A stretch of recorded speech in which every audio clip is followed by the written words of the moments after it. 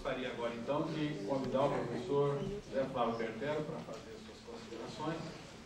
Eu tenho aí 20 minutos, eu sou um sujeito muito benevolente e vocês são muito disciplinados, então está tudo tranquilo.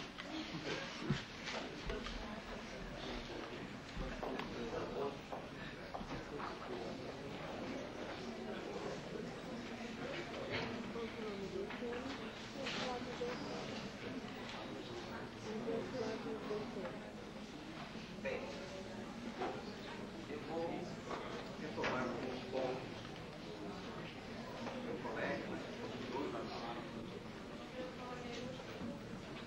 eu vou, na minha exposição, coincidentemente, nós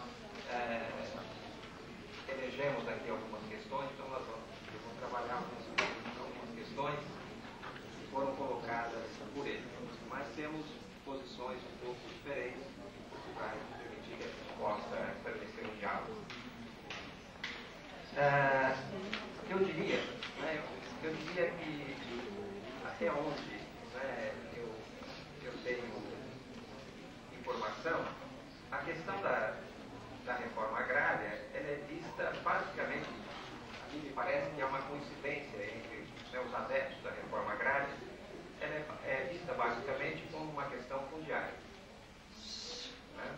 E a necessidade que se impõe, quer dizer, uma questão fundiária, existe uma questão, né? E aí é uma questão específica do campo, né? Que é a questão da terra e a concentração da propriedade da terra em poucas mãos. Daí, né, se reivindica a reforma agrária como um meio, né, de democratizar a propriedade da terra no Brasil. Quer dizer, como uma via de democratização social, como uma via de promoção da justiça social e dos direitos sociais. Né?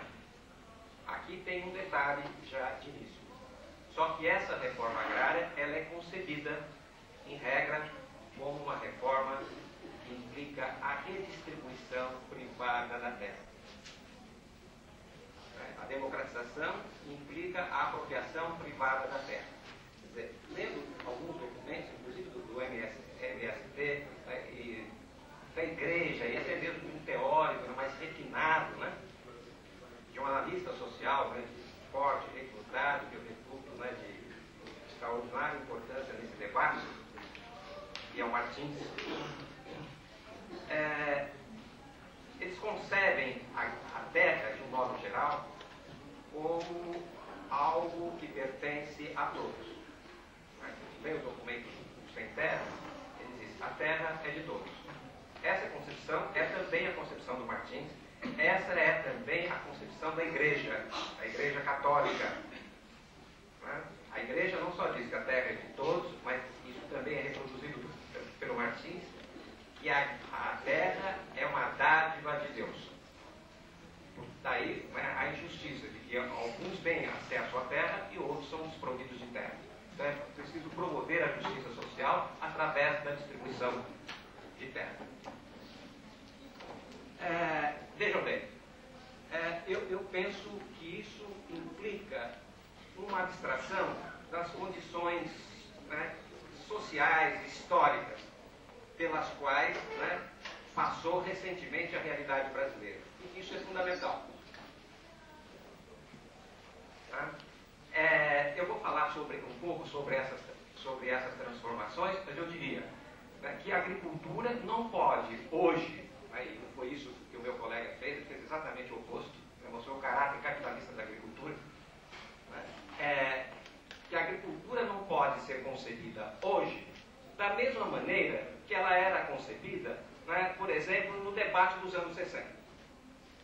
Né? E aí, né, eu veja bem, né, quer dizer, algo atrasado, né, retrógrado, né, a ponto de ser concebida como feudal.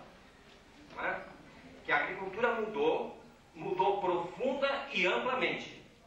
Certo? Quer dizer, não só a agricultura mudou, como o Brasil mudou profunda e amplamente. Quer dizer, talvez não tenha mudado, né, tal como nós quiséssemos que ele tivesse mudado. Certo? É claro, mudou em termos capitalistas, e o capitalismo, é bom que se diga isso logo de cara, né, para que não me entendam mal. O capitalismo aqui se realiza de um modo perverso. Não é? Ele é altamente excludente, altamente autoritário, tá certo? Isso impõe, são as particularidades pelas quais ele se põe aqui concretamente. Né? Isso seja dito de antemão. Mas veja bem, isso significa que ele tem aqui algumas particularidades e que essas particularidades não são devidamente observadas nesse debate. Mas eu vou apontar logo em seguida algumas dessas particularidades, a meu ver. Né? O que eu queria dizer nesse momento é, retomando uma questão do meu colega, Klaus, né, Klaus? Que é a seguinte, né? Ele diz que a agricultura não gera emprego. Não é? A reforma agrária não gera emprego, e a agricultura, de um modo geral, também não, né? Você mostrou o caráter excludente dela, na medida que ela se moderniza, né? ela tende a expedir pessoas, não só em termos relativos, né? À população urbana, mas também, a partir de determinado momento, isso faz parte do processo recente de transformação da agricultura, de exclusão de pessoas em termos absurdos, né? De tal forma que ocorre um verdadeiro esvaziamento populacional do meio rural. Nós podemos dizer que o rural, a partir, né, de determinado momento, sobretudo dos anos 60, né, a população decresce, né, e ao decrescer, né, o rural, de certo modo, se desruraliza. Eu diria, né, como eu anunciei a transformação, eu diria, um outro aspecto. Então, esse é um dos aspectos da transformação da agricultura, que é uma desruralização, né, do rural. Certo? Mediante a crescente evasão rural, né, e mediante a crescente mercantilização das relações, não só de trabalho, né, mas de todas as relações no meio rural. Isso significa, em termos sociológicos, a extensão ao meio rural da sociabilidade, do modo de vida, do modo de convivência dessa sociedade, que é a sociedade capitalista. Isso se estende, chega ao meio rural, de um lado. De outro lado, a agricultura se transforma, e ela se transforma, foi posto de certo modo pelo meu colega, Klaus, quer dizer, ela se transforma incorporando a tecnologia de origem industrial. E à medida que ela incorpora a tecnologia de origem industrial, né, ela altera a sua base técnica, e ao alterar a sua base técnica, ela altera a sua maneira de produzir, que passa a se assimilar cada vez mais à maneira de produzir da indústria. Quer dizer, a indústria chega ao campo. O campo, nesse sentido, também se industrializa. Percebe? Então, há um processo de industrialização. Isso não significa, né, que todo o campo é industrializado. Né? Há uma diversidade, há uma disparidade. Mas isso significa que essa agricultura industrializada, a partir de determinado momento, se torna hegemônica. É isso que dá o tom ao processo, isso que dá o rumo ao processo, que dá direção ao processo social, de transformação social. Quer dizer, mas ela não só se industrializa e se desruraliza, como ela também passa a assimilar o padrão de vida urbano industrial. Nesse sentido, né, ela se urbaniza. Há um processo de transformação amplo da agricultura. Mas por que eu estou dizendo isso? Eu quero chegar a um ponto central. Eu disse, olha, essa discussão que se prende à terra, né, atribui-se à terra aquilo que é próprio do capitalismo. Né? Por exemplo, né, eu vou fazer um parênteses aqui para colocar um exemplo, eu volto à minha questão anterior. Por exemplo, a questão do emprego. Né, eu tomaria o seu inverso, né, que é o desemprego. Tá certo? O que provoca o desemprego em nossa sociedade não é a terra. O que provoca o desemprego em nossa sociedade é o capital. A própria terra é um elemento subordinado ao capital. Por isso a terra, que não é uma terra de todos, não é uma dádiva de Deus. Ela é propriedade privada capitalista. Esse é um princípio básico para se entender essa sociedade. Sem apropriação privada da terra, nós não teríamos proletário. E sem proletário, não há trabalho assalariado. Sem trabalho assalariado, não há capital, não há, por consequência, capitalismo. E a nossa sociedade já é capitalista há um século. Ela se tornou capitalista com a passagem do trabalho livre para o trabalho escravo. Não é por acaso que antes dessa passagem se institui o quê? A propriedade, né? A lei de terras, que garante a apropriação privada da terra. Esse é um princípio básico para o entendimento da sociedade, para entender essa discussão.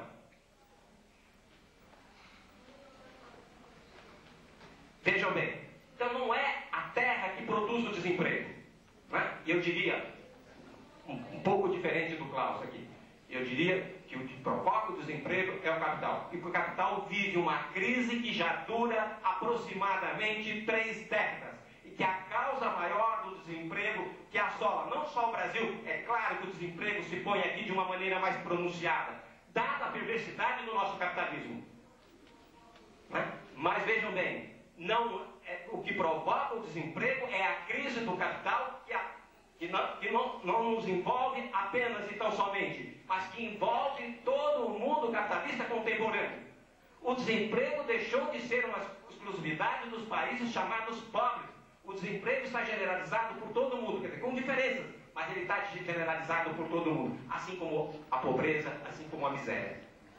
Isso graças à crise que vive a sociedade, que é uma crise, diga-se, né, de incapacidade que o capital, né, passa a ter a partir de determinado momento de se reproduzir de modo ampliado. É uma crise clássica do capitalismo, a meu ver. Né? É uma crise, daí os economistas, né, estão aí, é uma crise provocada, não é uma crise de insuficiência de consumo, mas é uma crise de excesso de capital, né, que provoca a queda da taxa de lucro, né, que bloqueia a possibilidade de acumulação de capital. Essa é, a meu ver, né, a razão maior, né, do desemprego, né, que é agravado, evidentemente, pela inovação tecnológica que está em curso. E que é agravado ainda pela política reacionária que vem sendo adotada pelos governos, né, que é a política que se chama neoliberal. Mas daí um outro equívoco que se tem. Quer dizer, aquilo que é próprio do capital também se atribui, né, ao governo. Então, taxas, também, os documentos do Sem Terra, em particular do STED, quer dizer, ele atribui, né, o desemprego, né, a pobreza, a miséria, na situação precária em que se encontra a massa das pessoas no país, né, ele atribui a isso a política neoliberal. Quer dizer, a política neoliberal é ela própria uma consequência da crise. Ela passa a ser adotada em função da crise. É claro que é uma política reacionária, mas ela surge, né, no bojo da crise, né, com uma perspectiva conservadora. Então vejam bem, né, a ideia que eu queria chegar, né, com isso, né, que aquilo que é próprio da nossa sociedade, que é capitalista, que portanto é próprio de quem tem o comando dessa sociedade, que é o capital, se atribui normalmente à terra. Isso me leva a pensar, né, a seguinte questão: que a simples redistribuição da terra possivelmente não resolverá os problemas que eles querem resolver através da reforma agrária. Promover a justiça social, né, a igualdade social, acabar com a igualdade social, tá certo? A democratização social. Percebem? Veja mais, tem mais, não é? A reforma que se pleiteia é uma reforma privatista. E aqui eu tenho uma diferença com relação a você, que depois nós podemos dialogar aqui melhor. Né?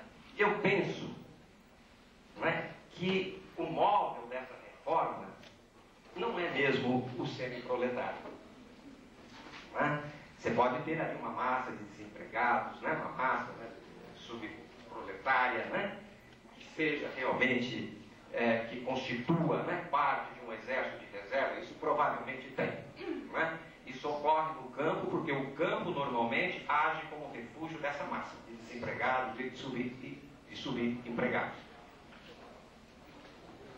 Mas o caráter dessa reforma, tal como aparece, né, em documentos que eu li, né, e tal como aparece em alguns analistas, dentre eles, volto a citar o Martins, é camponesa.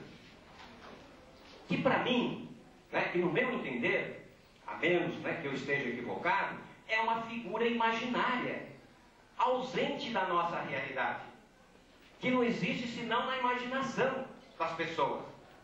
Sejam pessoas portadoras do senso comum, sejam pessoas analistas sociais, requintados, como o caso do autor que eu citei, que eu tenho citado aqui. Né? A mim me parece, veja bem, e o que se reivindica, Klaus, não é a divisão da terra. A divisão da terra e a apropriação privada dessa terra. Quer dizer, ainda que, você disse para mim, olha, ainda que isso não tenha, não é, uma ideologia pequeno-burguesa, o efeito prático disso, não é pequeno burguês. Quer dizer, é distribuir terra, e já se tem a consciência que hoje não basta mais possuir terra para produzir com o mínimo de produtividade, não é? E por ter condição de competir no mercado. Você colocou muito bem, porque os produtos são gerados como mercadoria, essas mercadorias têm que ser postas no mercado, e ali se estabelece a concorrência. E ali os produtores são eliminados mutuamente pela concorrência, né, de acordo com a potencialidade da sua produção, que é dada pelos seus capitais. Então, esses pequenos produtores, certo? Mesmo os pequenos produtores, né, eles são, em regra, pequenos capitalistas, ainda que muitas vezes descapitalizados, ainda que muitas vezes empobrecidos, mas são pequenos capitalistas. Quer dizer, aqueles meios de produção com os quais eles operam, funcionam como capital. Operam como capital, são capital. É isso que faz deles, né, pequenos capitalistas. Percebe? Como a produtividade é baixa, quer dizer, eles não atingem, quer dizer, eles se submetem às... Volto a concordar plenamente com você. E eles se submetem também às leis que regem essa sociedade. Aqui todos os produtores se submetem a essas leis. Quer dizer, a agricultura é capitalista, ela faz parte sim da divisão do trabalho. Ela pertence à produção social, se insere na produção social, se submete às leis que regem a produção social. Valor, concorrência. Mas se submete fundamentalmente à produtividade social. Então, quando eles não conseguem se aproximar dessa produtividade social, a tendência é que eles venham operar no negativo. E, quer dizer, operando no negativo, não vão oferir, né, nem lucro, nem renda da terra. E não oferindo nem lucro, nem renda da terra, não vão valorizar nem o seu pedaço de terra, nem os seus meios de produção. Quer dizer, não acumulam capital. E tendem, ao contrário, a entrar num processo de descapitalização, né, e de empobrecimento, que os conduz, que os aproxima, né, do proletário, que os leva, muitas vezes, a se assalariarem parcialmente. Quer dizer, são esses trabalhadores que, embora pequenos capitalistas, né, se assalariam parcialmente, que eu entendo como sendo semi-proletários. Existem semi-proletários no campo, sim, né, assim como existe semi-proletário na cidade. Mas eu penso que não são esses, né, os agentes, né, os protagonistas do movimento social, né, ligado à questão da terra. Quer dizer, a mim me parece, né, que são pessoas que estão à procura de um pedaço de terra, né, querendo se tornar pequenos capitalistas. Como se tem a consciência que não basta mais ter a terra, mas que é preciso ter a terra, preciso ter, além da terra, né, certa quantia em dinheiro, começa-se a solicitar também isso do Estado. Que o Estado passe a financiar essa produção. Quer dizer, passe a promover o desenvolvimento dessa parcela da realidade, que a meu juízo são, sim, nesse sentido, pequenos burgueses.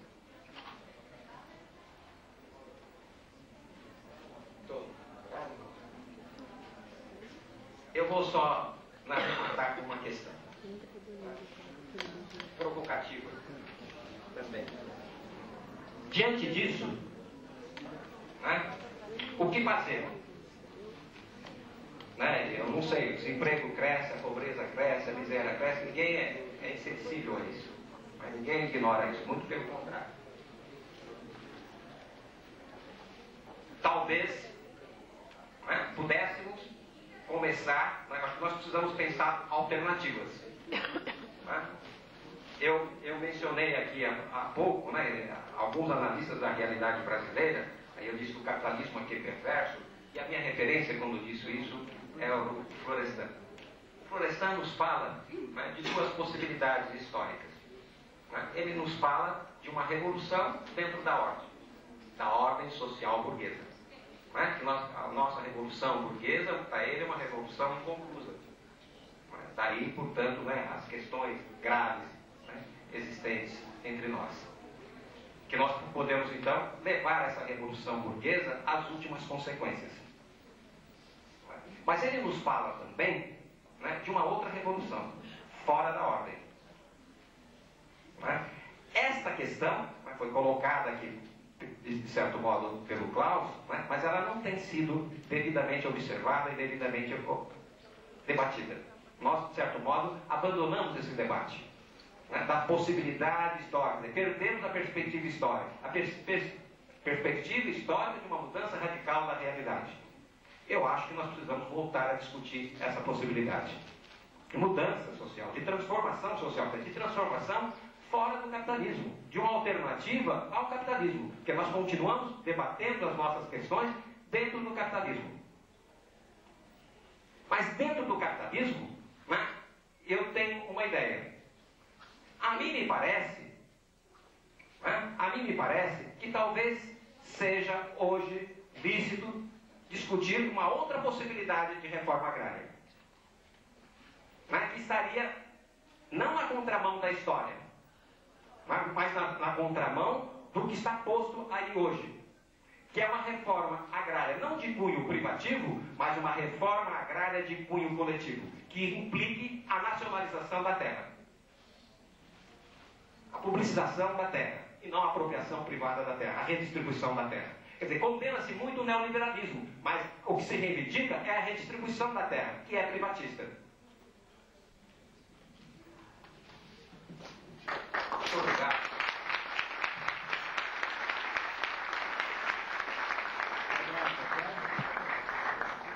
Como eu disse, todo mundo disciplinado aqui, viu?